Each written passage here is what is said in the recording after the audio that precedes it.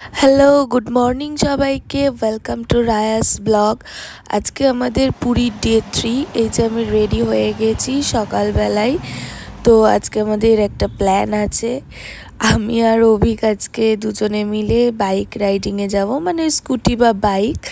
তো দেখি চলো আমরা পাই কিনা। এখান থেকে ভাড়া নিতে হয়, তো আগের দিন থেকে আমরা বলে রাখিনি, তো সকালবেলায় আমরা যাচ্ছি। এই যে একটা ট্যুর ট্রাভেলসের আছে, তো এখান থেকে আমরা একটা স্কুটি ভাড়া করি। তো স্কুটির ভাড়া নেয় হচ্ছে 500 টাকা, আর বাইক নিলে ভাড়া পড়ে হচ্ছে 600 টাকা। রাতে 9টার মধ্যে ফেরত দিতে হয়। তো ওরা একটা হেলমেট দেয়, তার সাথে কমপ্লিমেন্টারি আরেকটা আমরা নিয়ে নিই আর কি, মানে ওটার কোনো ভাড়া নেয় না। অ্যাকচুয়ালি এখানে কি হয়, ওরাই যেটা বললো যে এখানে মানে হেলমেট লাগেই না। তো আমরাও রাস্তায় যেতে যেতে দেখলাম যে আমাদের হেলমেট একদমই কেউ দেখছেই না, আর কেউ পরেও না। তাও আমরা সেফটির জন্য দুটো হেলমেটই নিলাম এবং সেটা পরেও নিলাম। তো আমরা এখন সাইট সিনের উদ্দেশ্যে যাচ্ছি। আমাদের কোনো ডেস্টিনেশন সেরমভাবে ফিক্সড করিনি, বাট ওই ট্যুর ট্রাভেলসের ওরাই বলে দিল যে কোথায় কোথায় যাওয়া যাবে। তো আমরা সেই মতো ম্যাপ দেখে দেখে যাওয়া স্টার্ট করলাম। এটা একটা দর্শনীয় স্থান। তো এটার নামটা খুবই শক্ত, মানে এদের ভাষায় খুবই শক্ত, কি আথারলান্না এরকম টাইপের একটা নাম। তো এরপর এখান থেকে আমরা যাব হচ্ছে সাক্ষীগোপাল, যেটা 19 কিলোমিটার দূর। এই সাক্ষীগোপালের একটা গল্প আছে, সেটা হচ্ছে এখানে নাকি দুটো ব্রাহ্মণের মানে তার বিয়ে, একটা যুবক যে ব্রাহ্মণ তার বিয়ে দেওয়া নিয়ে সাক্ষী দিতে এসেছিল স্বয়ং গোপাল। তো এখানে শ্রীকৃষ্ণ আর রাধা আছেন, এটা ওদের থেকেই শোনা। তো সাক্ষীগোপালে আমরা টোটাল আসতে দেড় ঘন্টা মতো টাইম লেগে গেছিলো। তো এরপর এখান থেকে আমরা চলে যাচ্ছি বাটামাঙ্গালা বলে একটা জায়গা। সেখান থেকে আমরা যাব হচ্ছে রঘুরাজপুর ক্রাফট ভিলেজ। তো এরপরে এখানে আমরা চলে এসেছি হচ্ছে স্যান্ড আর্ট মিউজিয়াম। এই যে স্যান্ড আর্ট, এখানে এই যে এখানে দেখা যাচ্ছে যে বালি দিয়ে পুরো তৈরি করা। তো আমি ওনাদেরকে জিজ্ঞেস করলাম যে মাথার ওপর কোনো ছাউনি নেই, যদি বৃষ্টি পড়ে তাহলে কি হয়। তো ওনারা বললেন যে এটা পুরো একদম মানে শেষ হয়ে যায় এই স্ট্রাকচারগুলো, তখন ওনারা আবার নতুন করে নাকি তৈরি করেন।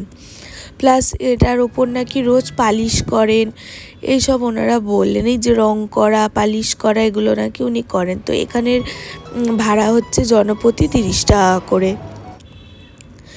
এরপর এখান থেকে আমরা চলে যাচ্ছি রামাচণ্ডী টেম্পল।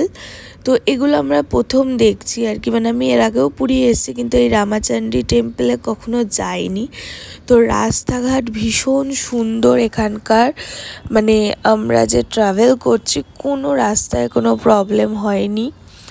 দুধারে গাছ, হ্যাঁ একটু গরম হয়তো হচ্ছিল ঠিকই। আমরা রাস্তায় মাঝে মাঝেই লেমন ওয়াটার, এই যে আমরা লেমন ওয়াটার খাচ্ছি, এখানেও লেমন সোডা ওয়াটার। এটা রামাচণ্ডী টেম্পলে অলরেডি পৌঁছে গেছি। তো আমরা এখান থেকে ভেতরে যাই, ঠাকুর দর্শন করি। দর্শন করার পর আমরা পিছন দিকে হঠাৎ করে দেখতে পাই একটা গোল্ডেন স্যান্ড বিচ। তো সেদিকেই আমরা যাচ্ছি। কি সুন্দর জায়গাটা, অসাধারণ জায়গা, আমার সবচেয়ে ভালো লেগেছে এই জায়গাটা। তোমরাও দেখো, ভীষণ সুন্দর জায়গাটা, মানে উপর থেকে আমি মোবাইলে হয়তো কতটা ভিউ দেখাতে পারছি জানি না, বাট সামনে থেকে দেখলে দারুণ লাগবে। তোমরা যারা নেক্সট বার পুরী আসবো অবশ্যই এই জায়গাটায় এসো। তো এমনি লোকাল সাইট সিন গাড়ি করেও আসা যায় এই জায়গায়। তো এটা একটা ট্যুরের মধ্যে পড়ে, যে sand art museum, Ramachandi temple, Chandrabhaga beach আর কোনারক সান টেম্পল। এরপরে আমরা চন্দ্রভাগা বিচের কাছে আমাদের লাঞ্চ সেরে ফেলি। এরপর আমরা এটা ঢুকছি কোনারক টেম্পলের দিকে। রাস্তায় পড়েছিল চন্দ্রভাগা ব্রিজ, আমরা আর নামিনি, বিচের ধারে আর নামিনি। এই যে এখান থেকে আমরা টিকিট কেটে ঢুকে যাচ্ছি মন্দিরে, কোনারক মন্দিরের দিকে।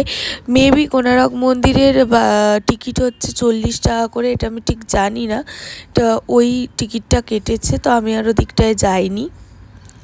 আর লাইট অ্যান্ড সাউন্ড হয়, যেটা 7:30 থেকে শুরু হয়। তো আমাদের হাতে সময় ছিল না 7:30 অবধি এখানে থাকার। তো লাইট অ্যান্ড সাউন্ড হলে মেবি 50 টাকা করে পার পারসন পড়ে।